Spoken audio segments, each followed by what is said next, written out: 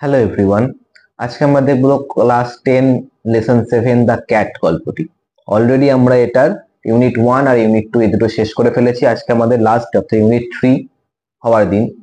তো ইউনিট 1 আর 2 যদি ছোট্ট করে আমরা বলি, তাহলে ওখানে আমরা কি কি দেখেছি যে ক্যাটকে আমরা কি ধরনের কাজ জীব বলে মনে করি, এবং ক্যাট এই গেস্টের প্রতি বা কোনো সময় তাদের আচরণটা কিছু কিরকম হয় গেস্ট আসলে বা তাদের খাবারের দরকারের সময়, সেই জিনিসগুলো কিন্তু আমরা 1 আর 2 তে অলরেডি দেখেছি। তো এখান থেকে শুরু হচ্ছে আমাদের ইউনিট 3 শুরু করবো আজকে।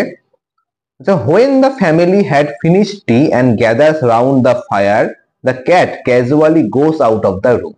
তো বলছে আমরা অলরেডি লেসন 2 তে ইউনিট 2 তে আমরা দেখেছি কি যে যখন কোনো ফ্যামিলি চা খেতে বসে তখন সে তার ক্যাটটা তার নিজের শেয়ারটা বুঝে নিতে আসতো।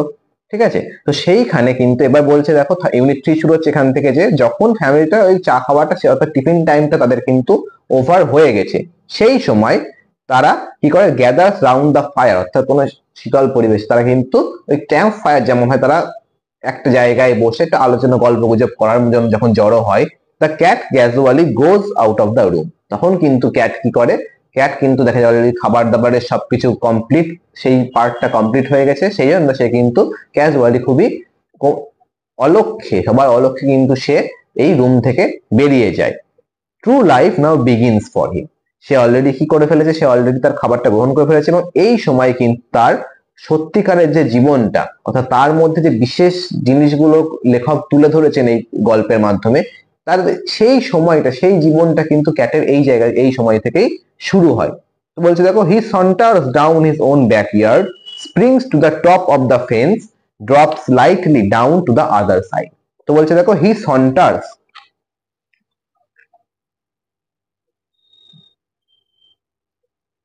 সন্টাস বলতে আমরা বলতে পারি যে খুবই নিশ্চিন্তে,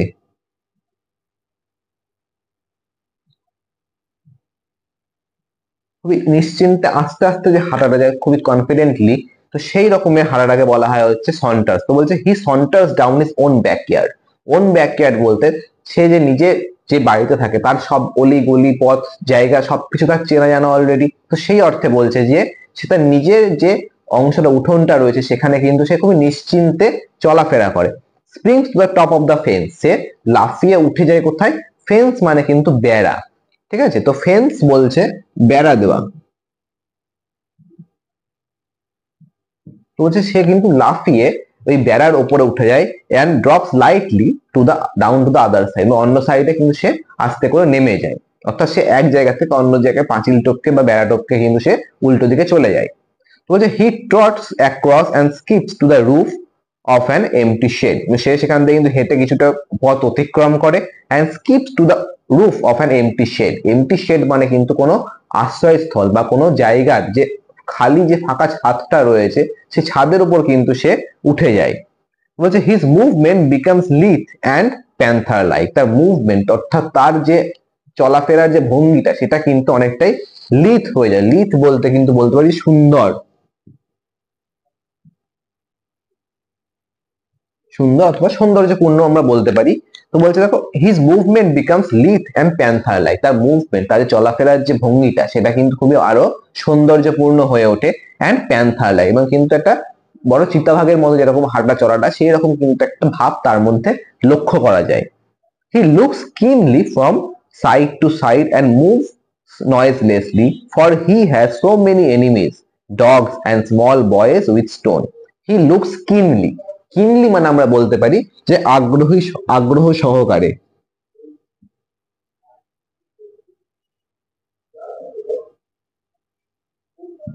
সে কি করে তখন কিন্তু হি looks keenly from side to side, সে কিন্তু সব সাইড দিকে অর্থাৎ পাশের দিকে কিন্তু খুবই আগ্রহ সহকারে তাকিয়ে নেয়, লক্ষ্য করে নেয়, অ্যান্ড মুভ নয়েসলেসলি, এবং যেন কোনো শব্দ না করে তারা কিন্তু এগিয়ে যায়। For he has so many enemies, কারণ কি তাদের শব্দ না করে চারিদিকে লক্ষ্য করতে করতে এগোনোর একটাই দুটোই কারণ হচ্ছে কি, তাদের খুব অনেক বেশি এনিমিস রয়েছে, অনেক শত্রু রয়েছে এই ক্যাটদের। যেমন ডগস হতে পারে তাদের শত্রু, and small boys with stone, কোন ছোট ছোট বাচ্চা যারা থাকে তারা কিন্তু এই স্টোন বা পাথর নিয়ে তাদের দিকে ছুড়ে দেয়, তো সেই অর্থে খেলার মতোই হিসেবে একটা জিনিস অঙ্গ হয়ে যায়। তো সেই রকম সেটাও কিন্তু তাদেরকে ক্যাটদের ক্ষেত্রে কিন্তু শত্রু পর্যায়ে চলে যায়। অর্থাৎ তাদের এই শত্রুগুলোর থেকে বাঁচার জন্য কিন্তু ক্যাট সব দিক থেকে ভালো করে লক্ষ্য করে চুপচাপ কিন্তু সামনের দিকে এগিয়ে যেতে চায়। বলছে on top of the shed the cat arches his back and rakes his claws once or twice through the soft bark of the old roof. তো বলছে দেখো ওই টপ অফ দ্য শেড অর্থাৎ যে আশ্রয়স্থল, যে খালি আশ্রয়স্থলের উপরে সে উঠেছিল, সে কি করে তখন সেই ওপরে the cat arches his back, সে কিন্তু তার পিঠটাকে একটুখানি ভেঙে নেয়। অর্থাৎ ভেঙে নেয় বলতে এই অর্থে যে কিন্তু বাঁকিয়ে নেয়, একটু আর্চ করে নেয়, অর্থাৎ একটু বাঁকানো। আমরা ছোটবেলায় যে তোমাদের পিটি ক্লাস হতো, সেই পিটি ক্লাসে দেখে দেখেছি যে আর্চ করা হয়, তো সেই আর্চেস মতো পিঠটা কিন্তু বাঁকিয়ে নেয়। and rakes his claws once or twice, এবং তার নখগুলোকে কিন্তু কিছু আঁচড়ে নেয়। নখগুলোকে আঁচড়ায় কোথায়? through the soft bark of the old roof, ওই যে গাছের যে ওল্ড রুফ গুলো রয়েছে, সেই পুরোনো যে ছাদটা রয়েছে সেখানে কিন্তু যেটা ও ওই তার নখগুলোকে, তার ক্লজ গুলোকে কিন্তু আঁচড়ে নেয়। he stretches himself a few times to see if every muscle is in full working order.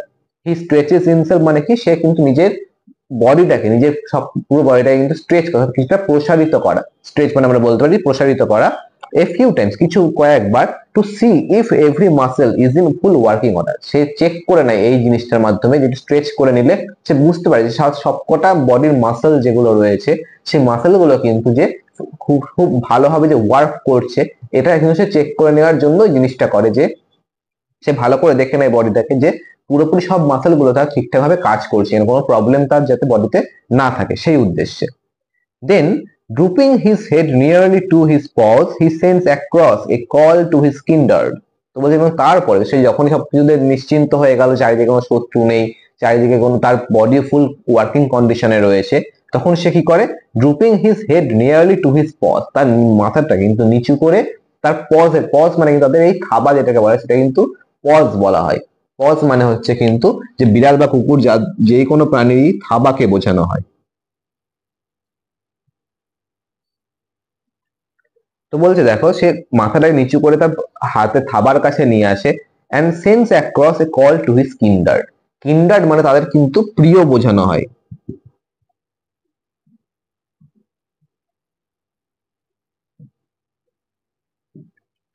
প্রিয় বলতে তার যে ছোট ছোট ছানা রয়েছে সেই অর্থে বলা হচ্ছে যে he sends across a call to his kindred, তার যে প্রিয় বা তার যে কাছের যে ছানাগুলো রয়েছে তাদের উদ্দেশ্যে কিন্তু সে ডাক দেয়। Before long they come gliding graceful shadows. বেশিক্ষণ অপেক্ষা করা, বিফোর লং দে কাম, অর্থাৎ তারা কিন্তু তার যে কাছের যে লোকগুলো, তার কাছের যে সঙ্গ প্রজাতিগুলো রয়েছে, একই ধরনের প্রজাতির যে জীবগুলো রয়েছে, তার ছানাও হতে পারে, পরিচিত হতে পারে, তারা যারা রয়েছে সেই জীবগুলো কিন্তু বিফোর লং দে কাম, অর্থাৎ সেই জীবগুলোও কিন্তু, সেই বিড়ালগুলোও কিন্তু খুব দেরি না করেই তারাও চলে আসে। গ্লাইডিং গ্রেসফুল শ্যাডোস, তারা যেন খুবই সুন্দরভাবে একটা শ্যাডোস এবং ছায়ামূর্তির মতো কিন্তু সুন্দরভাবে তারা কিন্তু উপস্থিত হয়। No longer are they the meek creatures who an hour ago were mewing for fish and milk. এখানে দেখো বলছে no longer, আর নয়, they are the meek creature. meek creature মানে কিন্তু ভীতু কিছু জীব বলা হতে পারে। তো বলছে এই নম্র যে ভীতু যে জীবগুলো একটু আগে যারা ছিল তারা কিন্তু সেই রকম আর নেই। no longer they are the meek creatures, তারা কিন্তু ওই meek creatures গুলো, meek ভীতু creature, ভীতু যে নম্র যে ভদ্র যে জীবগুলো তারা এতক্ষণ ধরে ছিল, যারা ওই গেস্টের পায়ে গিয়ে একটু হাত মানে আঁচড় কাটছে, যারা গেস্টের পায়ে খাবারের জন্য দৌড়াদৌড়ি করছে, সেই রকমের যে মিক ক্রিয়েচার তারা কিন্তু ছিল, সেই ক্রিয়েচার গুলো তারা কিন্তু বর্তমানে এখন আর নয়। Who an hour ago were mewing for fish and milk, যারা 1 ঘন্টা আগেও ফিশ আর মিল্কের জন্য, মাছ এবং দুধের জন্য কিন্তু ম্যাও ম্যাও করছিল, সেই অর্থে বলা হচ্ছে। দে আর নাও গ্রিম ফাইটার, তারা কিন্তু এখন খুবই কঠোর কিন্তু যোদ্ধায় পরিণত হয়েছে, অর্থাৎ তারা কিন্তু এখন শিকারের জন্য তৈরি হয়ে গেছে। অর্থাৎ কবি লেখক যে বলেছিলেন প্রথমেই যে নাইট পড়লে শ্যাডোস অফ ইভিনিং এ কিন্তু তাদের অ্যাকচুয়াল রূপটা বের হয়, অর্থাৎ তারা কিন্তু এই রাত্রিরে শিকারটা বেশি করে। তো সেই উদ্দেশ্যে বলা হচ্ছে কি যে তারা সারা দিনের মধ্যে তাদের একটা জীবন দেখা যায় এবং সন্ধে নামলে তাদের আলাদা জীবন দেখা যায়। তো সেই অর্থে বলছে দেখো যে একটু আগে যারা কিন্তু মিক ক্রিয়েচার, যারা ম্যাও ম্যাও করে বেড়াচ্ছে চারিদিকে ফিশ আর মিল্কের জন্য, তারা কিন্তু এখন কিন্তু শিকারী, এখন যোদ্ধায় পরিণত হয়ে গেছে, সেই কথাটাই কিন্তু এখানে লেখক তুলে ধরছেন। Just think how much more he gets out of his life then you do out of yours। তো বলছে জাস্ট থিঙ্ক, একটু ভেবে দেখো, how much more he gets out of his life, সে নিজের জীবন থেকে কতটা জিনিস বা কতটা রসস্বাদন করতে পারে, কতটা এনজয় করতে পারে, then you do out of your, অর্থাৎ যতটা তুমি নিজের থেকে, অর্থাৎ তুমি যতটা নিজের জীবন থেকে স্যাটিসফাইড, তার থেকেও অনেক বেশি, তার থেকে কতটা বেশি স্যাটিসফাইড এই ক্যাটটা তার জীবন থেকে, তার জীবনের রহস্যসাধনটা সে খুব ভালোভাবে করতে পারে, এটা শুধু তুমি একটু ভেবে দেখো।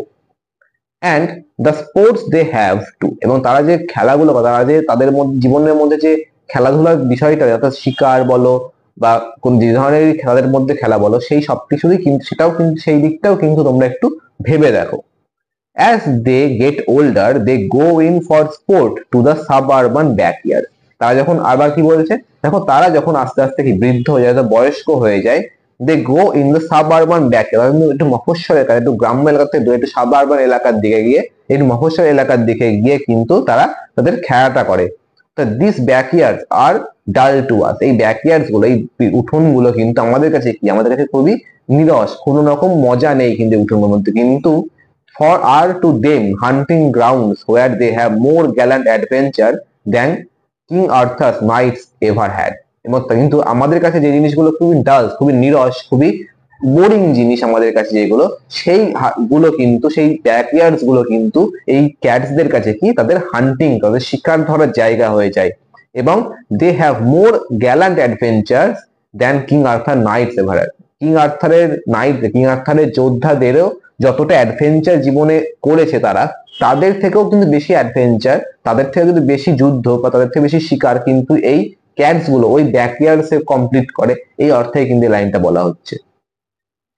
দেখো, it is always spoken as a reproach against cats that they are more fond of their home than the people in it. তো বলছে দেখো, it is always spoken as a reproach. Reproach মানে আমরা বলতে পারি যে কাউকে কোনো কিছুতে দোষী মনে করা বা দাবি করা কোনো কিছু, যে আমরা খুবই তাদেরকে দোষী মনে করি, ক্যাটদেরকে দোষী মনে করি, ক্যাটদের উদ্দেশ্যে খারাপ কথাটা বলি যে তারা কিন্তু খুবই more fond of their home than the people in it. তারা কিন্তু এই বাড়িটার প্রতি বেশি প্রিয় হয়, অর্থাৎ যারা যে বাড়িতে বাস করে সেই বাড়ির লোকজনদের থেকে তাদের কিন্তু বাড়িটা বেশি প্রিয়, অর্থাৎ মানুষগুলোর থেকে তাদের কাছে কিন্তু বাড়িটা বেশি প্রিয়। এটা কিন্তু একটা বদনাম, এটা কিন্তু একটা ক্যাটদের প্রতি বদনাম কিন্তু রয়ে গেছে। Naturally the cat does not like to leave his country. সাধারণত কি বলা হয় যে ক্যাট কিন্তু তাদের জায়গাটা, তারা কিন্তু রাজ্য জায়গা যেখানে বাস করে সেই জায়গা কিন্তু তারা কোনোদিন ছাড়তে পছন্দ করে না। The land where all his friends are, যেখানে তাদের সব বন্ধু বান্ধব রয়েছে। Where he knows every landmark, যেখানে সে সবকটা জায়গা, সবকটা রাস্তা, সবকটা অলিগলি কিন্তু সবকিছু চেনে, সেই জায়গা কিন্তু আর পক্ষে ছাড়াটা, মানে তার ছাড়ার কোনো ইচ্ছে কিন্তু থাকে না ক্যাটসদের মধ্যে। Exiled in a new land, he would have to learn a new geography। তো বলছে exile in a new land মানে কি, একটা নিউ ল্যান্ডে গিয়ে কিন্তু পারদর্শিতার শিখরে উঠতে, যে জায়গায় গিয়ে কিন্তু জীবন ধারণ করতে, তাকে কি করতে হবে, তাকে কিন্তু সেই জায়গার ভূগোলটা, সেই জায়গার ম্যাপটা, সেই জায়গার যে রাস্তাগুলো, সেই সবকিছু কিন্তু তাকে ভালো করে আবার চিনতে হবে। সেই অর্থে বলা হচ্ছে যে exile in a new land, অর্থাৎ একটা নিউ ল্যান্ডে গিয়ে কিন্তু সবকিছু অর্জন করতে গেলে তাকে কিন্তু নতুন করে আবার সেই জায়গার ভূগোলটা, সেই জায়গার ম্যাপটা কিন্তু ভালো করে শিখতে হবে। So when the family move, সেই জন্য কি বলছে দেখো, যে যখন এই ফ্যামিলি, অর্থাৎ যে বাড়িতে ফ্যামিলিটা ক্যাটটার মালিক ছিল বলতে গেলে, সেই ফ্যামিলি যখন মুভ করে, সেই ফ্যামিলি যখন অন্যত্র চলে যায়, the cat if allowed will stay at the old house. ওই ক্যাটটাকে যদি অ্যালাউ করা হয়, ক্যাটটাকে যদি ছাড় দেওয়া হয়, ক্যাটটা কিন্তু পুরনো বাড়িতে থেকে যায়। And attach himself with the new tenants, এবং ওই বাড়িতে থেকে সে কিন্তু নতুন যে ভাড়াটিয়া গুলো, তাদের এখানে নতুন যে সদস্যগুলো বাড়িতে এসছে তাদের সঙ্গে কিন্তু নিজেকে জড়ো করে ফেলে, তাদের একত্রিত করে ফেলে। তাদের কি এই জিনিস দেখা যাচ্ছে কি দেখো এখানে, যে তারা কিন্তু বাড়িটাকে বেশি মনে করছে প্রিয়, সেই অর্থে কিন্তু তারা কিন্তু বাড়ির থেকে অন্য লোক চলে গিয়ে আবার অন্য লোক আসছে, তারা কিন্তু তাদের কাছে প্রিয় হয়ে যাচ্ছে। বুঝা গেল? তো সেই হিসেবে বলছে যে তাদের বাড়িটা যেহেতু প্রিয়, তাদের নতুন করে জিওগ্রাফি শিখতে ওই লোকের সঙ্গে চলে গেলে, ওই নম্বরে ওরা বলে কি, ক্যাটস মনোবৃত্তি কি দেখো, যে লোক পাল্টে যাক অসুবিধা নেই, আমি নতুন লোকের সাথে অ্যাডজাস্ট হয়ে যাব, কিন্তু বাড়িটা চেঞ্জ করা যাবে না, এই অর্থে কিন্তু বলছে। দেখো বলছে হি will give them the privilege of boarding him while he enjoys life of in his own way. বলছে দেখো সে কি করবে, সে তোমাদেরকে কিন্তু them the privilege of boarding him while he enjoys life his own way।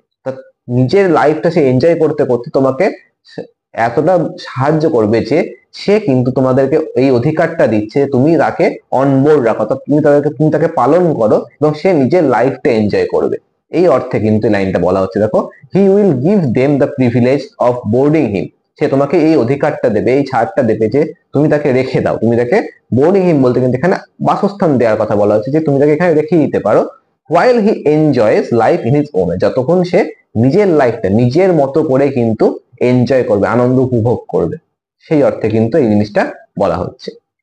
তো এই হচ্ছে আমাদের ক্যাট ইউনিট 3। এখানে কিন্তু আমাদের শেষ, আমরা সরাসরি চলে আসবো এক্সারসাইজের দিকে। তো বলবো ফার্স্ট এক্সারসাইজ বলছে, দেখো, choose the correct alternative to complete the following sentences. First question, the cat saunters down his own. তো এই ক্যাটটা খুবই নিশ্চিন্তে চলাফেরা করে কোথায়?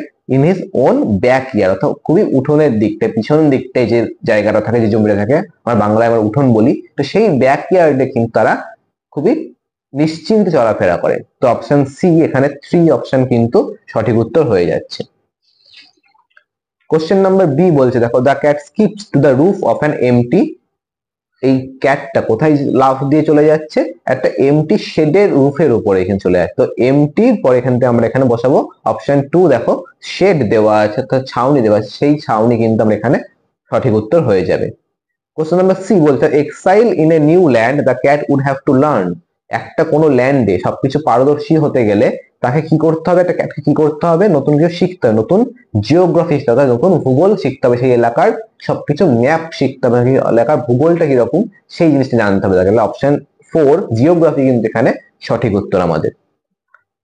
এক্সারসাইজ 8 চলে আসি সরাসরি। বলছে, দেখো, number A, when the family gathers round the fire the cat. তো বলছে, দেখো, যখন ফ্যামিলি চা ফিনিশ করে, কি করছিলাম প্রথমে লাইন আমরা পড়েছি যে চা ফিনিশ করে তারা ফায়ারের চারদিকে গ্যাদার করছে, তখন ক্যাট কি করে?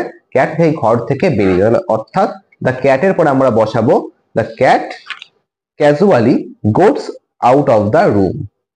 দ্য ক্যাট আমাদের দেওয়া আছে, তো এখানে আপনাদের বসাচ্ছি আমরা casually goes out of the room, সে ক্যাটটি কি ঘর থেকে বেরিয়ে চলে যাচ্ছে। সেকেন্ড, দেখো, the cat droops his head nearly to his paws and, সেই ক্যাটটি হচ্ছে নিজের মাথাটি ঝুঁকে তার থাবার কাছে নিয়ে আসছে এবং তার কাছে যে প্রিয় বিড়ালগুলো রয়েছে তাদেরকে কিন্তু উদ্দেশ্যে ডাক দিচ্ছে, অর্থাৎ অ্যান্ড কল্ড হিজ কিন্ডার। একদম 57 নম্বর পেজে লাস্ট লাইনে দেবে and send across a call to his kindred, এই লাইনটুকুই কিন্তু আমরা এখানে বসিয়ে দেবো। কোশ্চেন নাম্বার সি, দেখো, বলছে, cats go for sport in the suburban backyards as. তো বলছে ক্যাটসরা কি করে? ক্যাটসরা খেলাধুলার জন্য এই সাবআরবান ব্যাকইয়ার্ডস এর দিকে চলে যায় অ্যাজ